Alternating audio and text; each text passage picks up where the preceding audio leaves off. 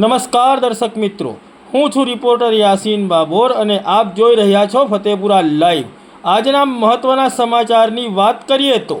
બાવાની હાથોડ ગામે ભૂગર્ભ ટાંકાની કામગીરીમાં કોન્ટ્રાક્ટર દ્વારા તકલાદી અને હલકી કક્ષાનો માલ સામાન વાપરાતા સરપંચ દ્વારા કામગીરી બંધ કરાવવામાં આવી।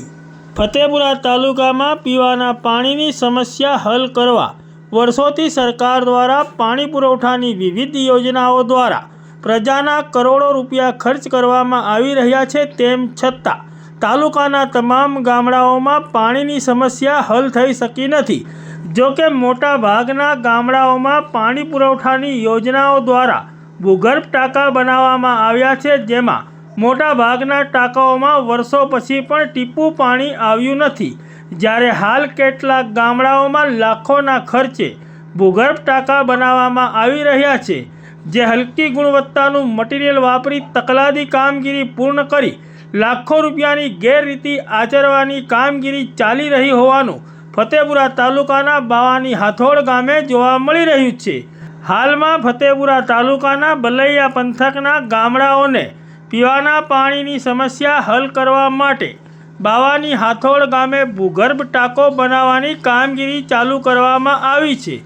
જો કે આ ટાંકાની કામગીરીમાં ઈંટો, રેતી, લોખંડ તથા અન્ય મટીરિયલ હલકી કક્ષાનું અને હલકી ગુણવત્તાનું વાપરવામાં આવતું હોવાની બૂમો ઉઠવા પામી હતી, જેના પગલે સરપંચે સ્થળ ઉપર જઈ તપાસ કરતા હલકી ગુણવત્તાનું મટીરિયલ જોવા મળતા સરપંચ દ્વારા તાત્કાલિક કામગીરી બંધ કરાવી હોવાનું જાણવા મળ્યું છે। ત્યારે ફતેપુરા તાલુકામાં જ્યાં જ્યાં આ રીતના ભૂગર્ભ ટાંકાઓ બનાવવાની કામગીરી ચાલુ કરવામાં આવી છે,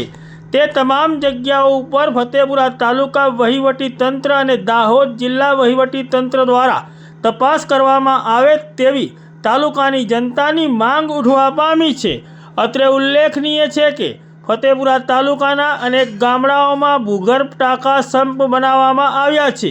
જેના વર્ષો વીત્યા બાદ પણ આજ દિન સુધી આ ભૂગર્ભ ટાંકાઓમાં પાણીનું એક ટીપું પણ પહોંચ્યું નથી અને આ ટાંકાઓમાં ક્યાંથી અને ક્યારે પાણી આવશે તેનાથી પણ તંત્ર અજાણ હોય તેમ લાગી રહ્યું છે। ત્યારે આવા ભૂગર્ભ ટાંકા માત્ર પ્રજાના ટેક્સના નાણાં વેડફવાના હેતુથી જ બનાવવામાં આવ્યા હોય તેમ જણાઈ આવ્યું છે અને પ્રતીત થાય છે કે અગાઉ બનાવેલા ટાંકાઓમાં હાલ સુધી પાણી પહોંચ્યું નથી અને કોઈએ અવાજ પણ ઉઠાવ્યો નથી। ત્યારે હાલમાં જે ટાંકા બનાવવામાં આવી રહ્યા છે તેમાં પણ માત્ર દેખાવ ખાતર હલકી ગુણવત્તાના મટીરિયલ્સથી ટાંકા ઊભા કરી દેવામાં આવે તો કોન્ટ્રાક્ટર અને વહીવટીતંત્રને પૂછનાર કોણ છે તેવી નીતિથી ભૂગર્ભ ટાંકાની કામગીરી કરવામાં આવી રહી હોય તેવું જણાઈ રહ્યું છે અને આવી રીતે થતી કામગીરીમાં કોન્ટ્રાક્ટર અને લાગતા વળગતા વહીવટીતંત્રના વિકાસ સિવાય કોઈનો વિકાસ થઈ શકે તેમ લાગતું નથી।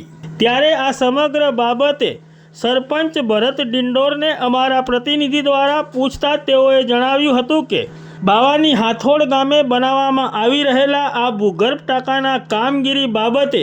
ગ્રામ પંચાયતને કોઈપણ જાતની જાણ કરવામાં આવી નથી, તેમજ આ ભૂગર્ભ ટાંકાની તકલાદી કામગીરી થતી હોવાની ગ્રામજનોની ફરિયાદ ઉઠતા અમોએ સ્થળ ઉપર જઈ રૂબરૂ તપાસ કરતા ઈંટો થર્ડ ક્વોલિટીની તેમજ માટીવાળી રેતી તેમજ હલકી ગુણવત્તાનું લોખંડ જોવા મળતા અમોએ તાત્કાલિક આ કામગીરી બંધ કરાવી દીધી છે તેવું